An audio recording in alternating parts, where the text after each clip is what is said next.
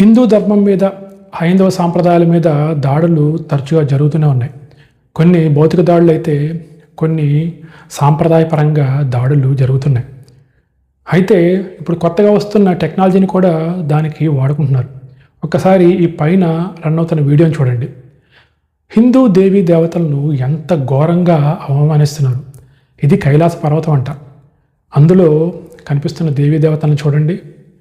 మనకి మన శాస్త్ర పురాణాల్లో ప్రతి దేవీ దేవత యొక్క రూపుని ఎంతో బాగా వర్ణించారు.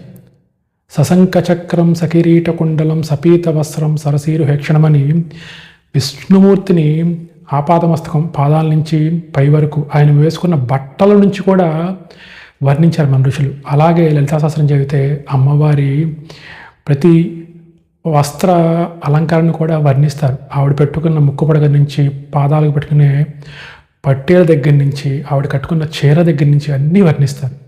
అలాంటిది వీరు హిందూ దేవీ దేవతలను మోడర్న్గా చూపిస్తూ, ఇంత దారుణంగా చూపిస్తూ ప్రచారం చేస్తున్నారు. ఇవే కాదు, ఇంకొన్ని వీడియోలు చూస్తే మనం చూడలేని పరిస్థితుల్లో రాధాకృష్ణుల్ని, శివపార్వతుల్ని వాళ్ళు పెట్టి క్రియేట్ చేస్తున్నారు. వీటన్నిటినీ మనం కరాఖండిగా ఖండించాలి, 100% ఖండించాలి. ఇలాంటి వాటిని ప్రోత్సహించకూడదు. ఇలాంటి వీడియో చేస్తున్న వాళ్ళ మీద కేసులు పెట్టాలి. లేకపోతే ఇది ఒక న్యూ నార్మల్ అయిపోతుంది. దాని తర్వాత ఇంకెన్ని ఘోరాలు చూడాల్సి వస్తుందో మన దేవీ దేవతల విషయంలో. అందరూ ఆలోచించండి, ఖండించండి.